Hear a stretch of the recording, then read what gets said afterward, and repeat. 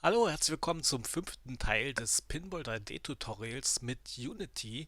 Am Anfang kurz der Hinweis, das hier ist eine Serie. Wenn du Lust hast mitzumachen und bei Teil 1 anzufangen, habe ich dir die Playlist in der Beschreibung verlinkt. Wir sind also schon bei Teil 5 und haben schon einiges geschafft. Schauen wir uns kurz an, um was es heute geht. Hauptsächlich befassen wir uns heute mit der Klasse Sound Manager. Hauptsächlich befassen wir uns heute mit der Klasse Sound Manager. Das wäre also diese hier.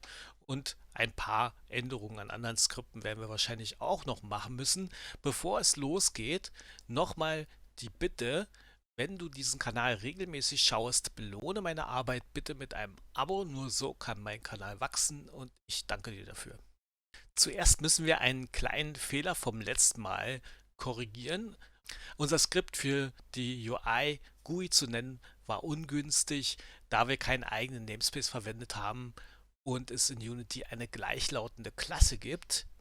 Wir nutzen hier zwar kein Editor-Scripting, dennoch habe ich die Klasse in GameUI umbenannt und auch in den entsprechenden Stellen im Code geändert.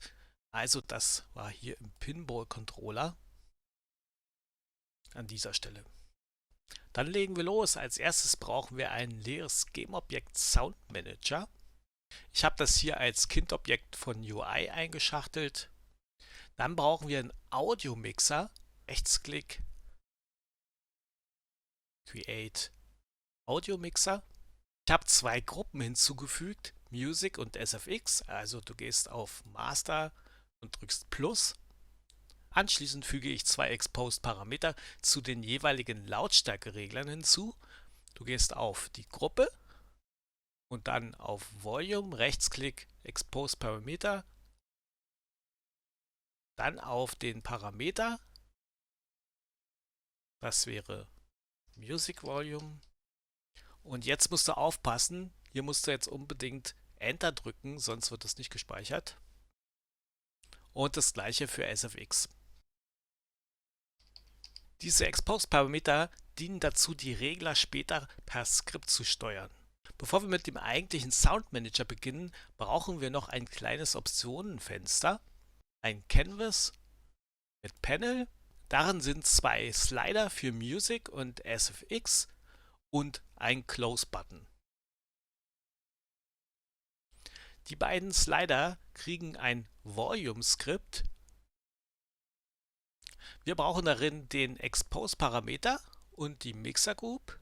Beim Starten holen die Slider ihren Anfangswert von den Player-Prefs.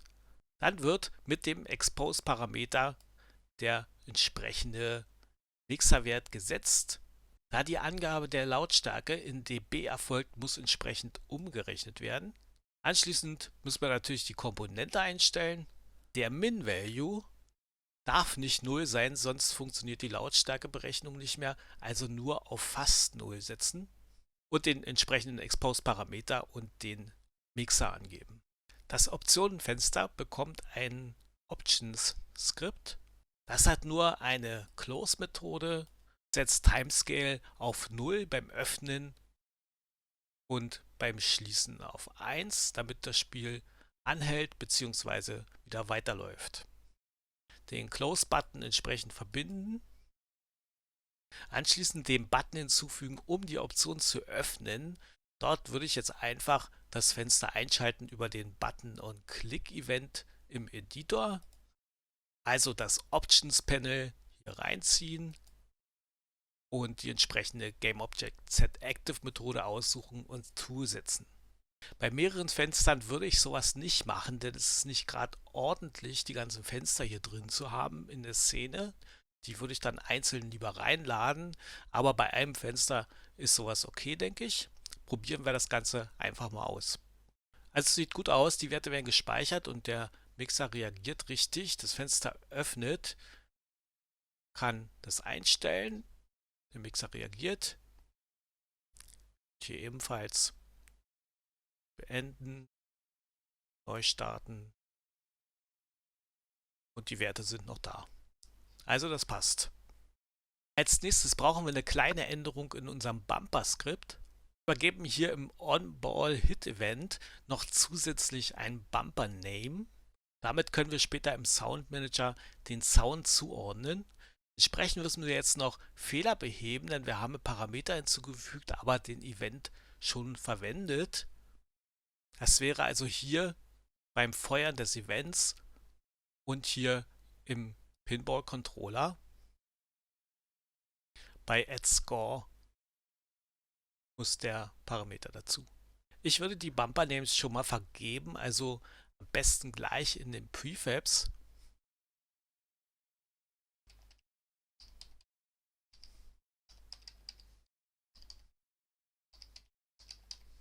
Da wir auch Sound abspielen wollen, wenn die Pedal den Ball schlagen oder sich bewegen, müssen wir dort noch Events hinzufügen. Wir brauchen zwei Events, On-Ball-Hit und On-React, und übergeben jeweils den Soundnamen, also wir feuern die Events entsprechend.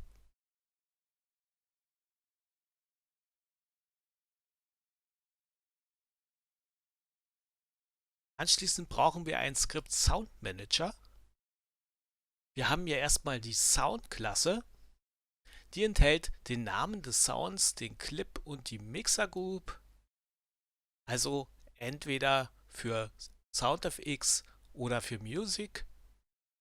Dann einige Eigenschaften des Sounds. Das erklärt sich im Grunde von selbst. Bei Init Sound wird die Audioquelle hinzugefügt und die entsprechenden Werte für jeden einzelnen Sound eingestellt. Die Play-Methode sucht nach dem Namen und spielt dann den zugehörigen Sound ab. Und Stop All, das erklärt sich von selbst eigentlich. Am Ende noch die Methode für die getroffenen Bumper. Der entsprechende Sound wird abgespielt. Je nachdem, ob ein bestimmter Score übertroffen wurde, wird ein bestimmter Sprachsound abgespielt. Jetzt könnte man natürlich die öffentliche Methode Play in anderen Klassen zum Abspielen aufrufen. Ich würde das hier aber per Event machen wollen. Das heißt, wir brauchen On-Bumper-Hit für den Bumper-Sound und die Sprachausgabe.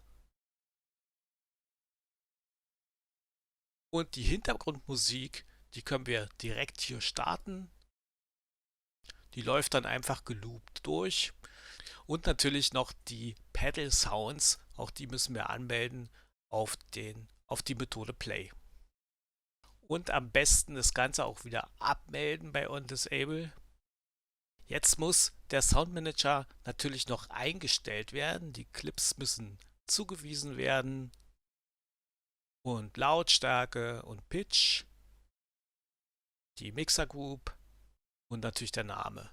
Und das eben für alle Sounds, die wir so brauchen. Und dann geht es zum Testen.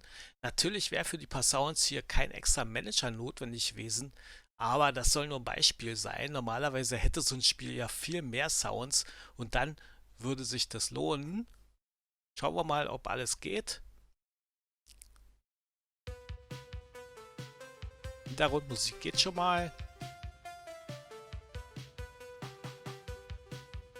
Lautstärke lässt sich einstellen. FX auch.